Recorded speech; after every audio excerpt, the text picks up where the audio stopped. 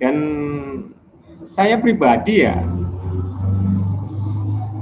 sangat cocok gitu loh dengan Ustadz Nizar ya, baik pemikirannya, cara berkomunikasinya, terus cara memuliakan orang lain, ya sahabatnya dan lainnya itu luar biasa. Hanya kalau boleh jujur Ustadz, saya pribadi mungkin ini subjektif ya, saya dengan Ustadz Nizar ada satu yang yang yang kadang saya tidak bisa terlalu dekat dengan Ustadz Nizar nih. Saya sampaikan aja. Ya, ya. Itu Ustadz. Iya, iya, iya. Tentang ini, Gimana? ini loh. Saya ini kan, mohon maaf, saya ini kan ini sensitif sebenarnya. Saya kan tidak merokok Ustaz ya. Iya. Saya itu kadang-kadang terbatasi ya, ketika bergaul lebih dalam, ketika saya nggak bisa nimbrung ya kepada sahabat saya itu gara-gara mereka pada asik ngerokok, saya nggak bisa gitu. Ini bagi saya kurang asik gitu loh. Nah, Iya. tapi bukan masalah saya yang akan saya tanyakan ke Ustadz Nizar. Hanya saya ingin mendengar aja pandangan Ustadz Nizar tentang merokok itu apa sih? Ini tambahan aja. Ini soalnya sangat sensitif dan pro kontra juga gitu kan. Saya sudah berhenti tas saya. Masya Allah. Barakallah. Saya berhenti, teman-teman saya pengaruh untuk berhenti. Saya Itu. surprise. Saya surprise. Nah, Iya. bisa berhenti nih, ya Allah. Ayo sampai. Jadi pokoknya kepingin berhenti sambil terus diskusi sama teman-teman, kita support teman-teman saya di komunitas ini juga sudah mulai belajar gitu. Ya tentu banyak mudorotnya,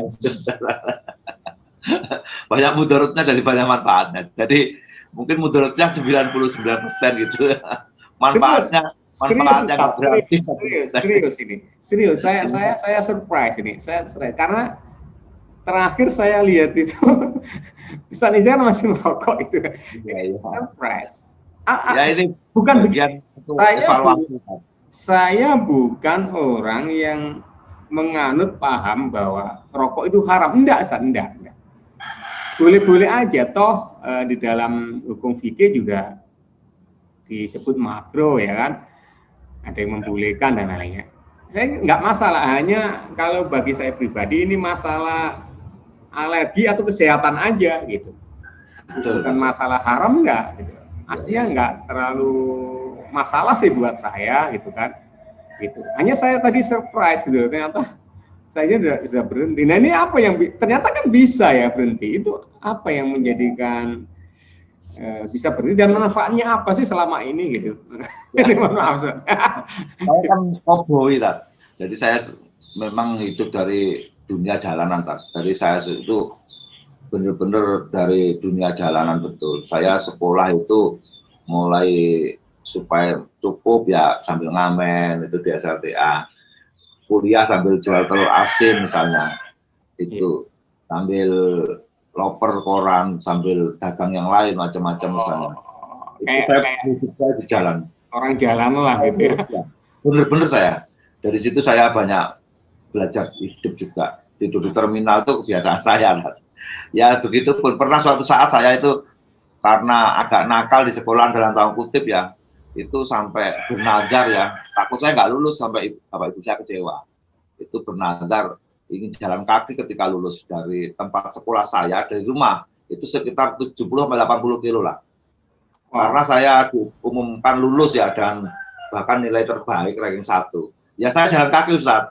Karena saya bernazar ketika sholat malam itu waktu SLTA kurang 3 bulan sekolah itu saya karena saya memang agak sedikit tanda kutip pemberontak. Jadi nakal saya itu pemberontak, di sekolah juga suka memberontak pemikiran nggak cocok saya lawan gitu. Itu memang saya sadari secara etika nggak bagus, tapi waktu itu nggak sadar.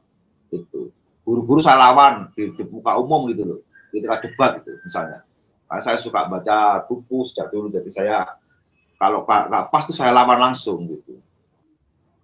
Hanya saya sampai tanda kutip, oh ini Nisari nakal ini bisa nggak lulus kamu katanya gitu. Akhirnya saya nangis malam itu, saya berdoa ya Allah, semoga Allah memberikan saya ridho untuk lulus sekolah begitu. Saya bernadar jalan kaki kalau lulus ya Allah gitu.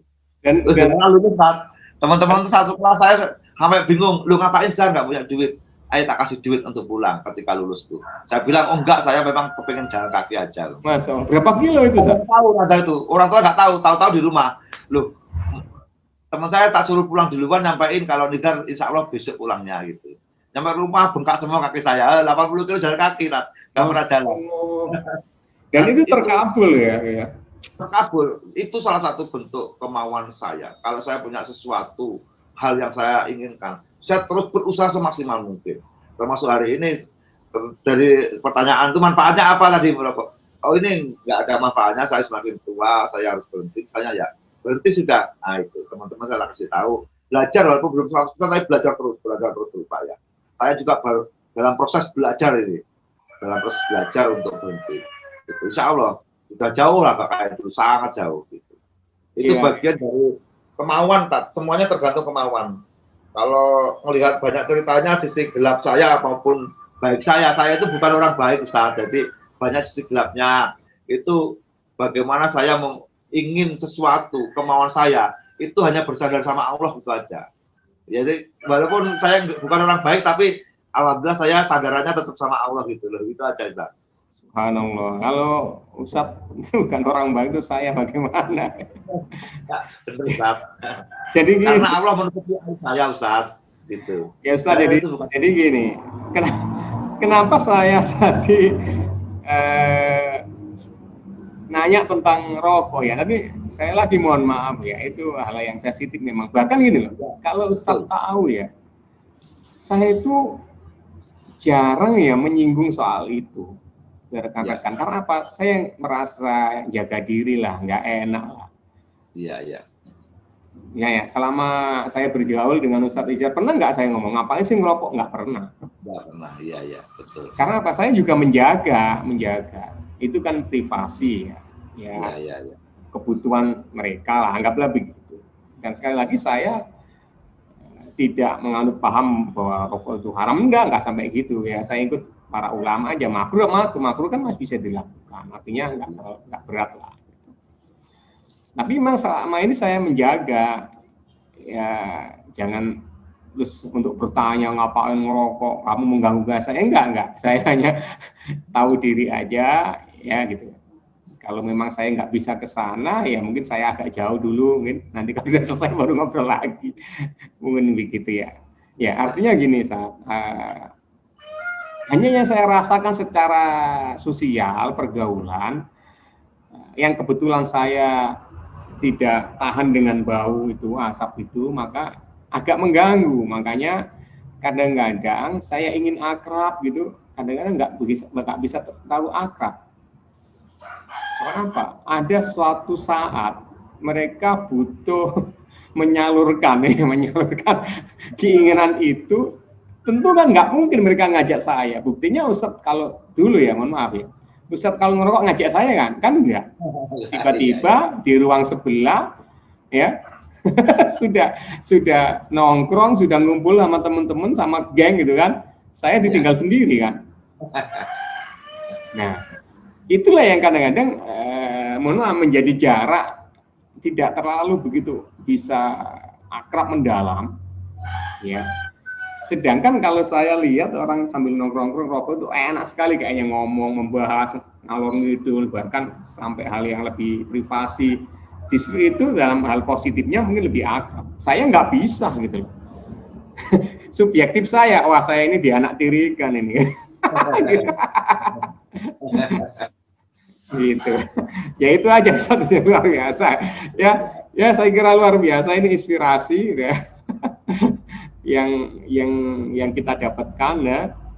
Oke, mungkin terakhir ya yang perlu disampaikan ke anak-anak muda sekarang atau rekan-rekan pebisnis sekarang? Kira-kira apa, Ustaz? Apa ya? Yang pertama saya juga masih dalam tahap belajar, itu yang pertama. Jadi sukses itu adalah salah satunya kita terus ingin belajar memperbaiki diri, ingin meningkatkan kapasitas kita, itu juga kategori sukses.